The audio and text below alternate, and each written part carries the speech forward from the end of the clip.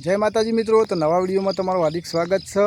અને ઘણા સમય પછી આપણે આ તો વિડિયો યુટ્યુબમાં નાખવાનો છે, તો આજે બનાવીએ છીએ, તો સપોર્ટ કરતા રહેજો મિત્રો। તો ફાઇનલી આજે વરસાદ આવી ગયો, જો ખેતર ભરી કાઢ્યા। જો કેમ કે વરસાદ નહોતો એટલે કોઈ ખેતીમાં કોઈ મજા આવતી નથી, બધું હુકારો બુકારો બધું જેટલું આવ્યું હતું, પણ જો આજ ફાઇનલી આજ તો વરસાદ આવી ગયો। કેમ કે વરસાદ ન હોય તો મજા ના આવે ખેતી કરવાની। જો આજે तो भगवान नीचे उतरी गयो અને ભરી જ નાખ્યું ખેતર। જો ચોપ ફેર જો।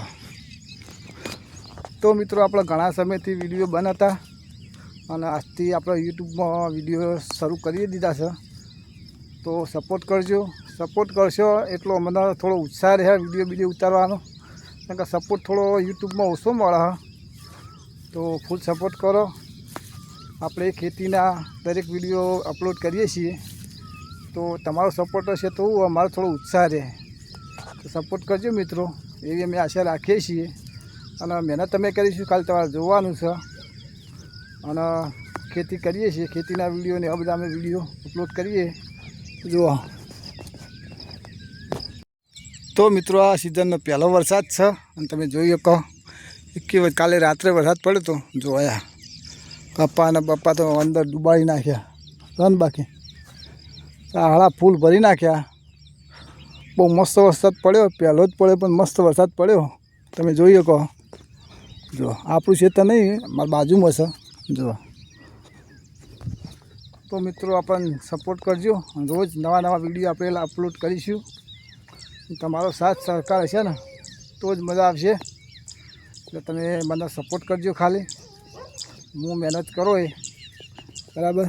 જો આપણા કપા બતાવું તમને મિત્રો, આ છે આપણા કપાસ, એક આગળ જઈને આવ્યા કપાય, અને બીજા કપાસ અમારે યાદવાનું ચાલુ હતું ને વરસાદ આવી ગયો। જો હજુ 22 દાડાના થયા, આટલું નેદ્યું અડધો ભાગ અને અડધો બાકી છે, તો આપણે નેદવાનું હતું પણ દવા છોટેલી તો વાંધો નહીં, 5G કપાસ એટલે બધું બળી જશે, ખેતીમાં બધું આવું રહેવાનું। જો તો લેવડા આગળ જાઉં અને તમને બતાવું બાજરી જે વાઈ છે એ બતાવું। તો મિત્રો જુઓ તમે નજારો ખાલી, જો મસ્ત લાગે વરસાદનો। અને આ છે આપણો બાજરી, ભેંસો માટે વાઈ છે। જો આપણે ભેંસોને હું કદી દુઃખ પડવા દીધું નહીં। જો 1 વીઘો લસકા બાજરી વાયેલી। જો આપણે જેમ ભૂસા ના રહે કે ભેંસોને ભૂસી નહીં રાખવાની, કદી સ્પેશિયલ જમીન ભેંસો માટે જ રાખેલી છે।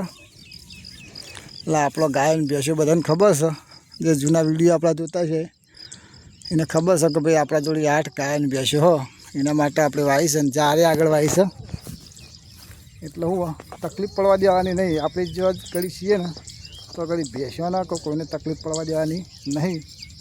અને આવડી બાજરી થઈ, હવે અત્યારે તો વાટવી નહીં, પણ હમણાં મોડા જોઈએ વધારે વાટીને કે ઝાડનો પૂરો લઈને ઘર ભેગા થઈ જવાનું છે।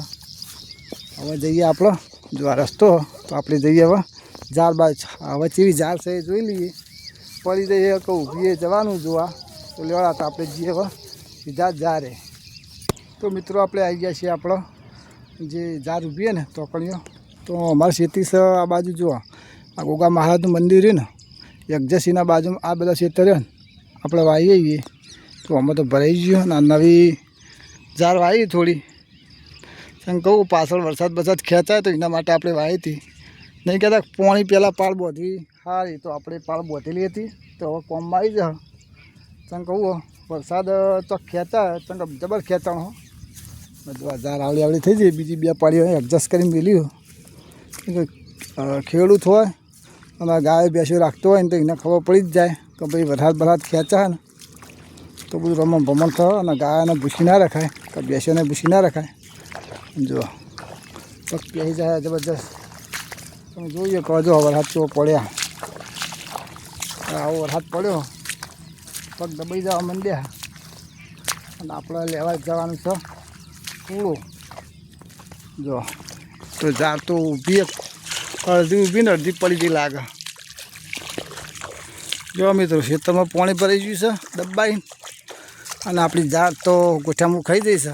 જો તો પણ વાઢવી તો પડશે ને હવે મોઠામણું ખાઈ દઈએ આખી ઊંધી પડી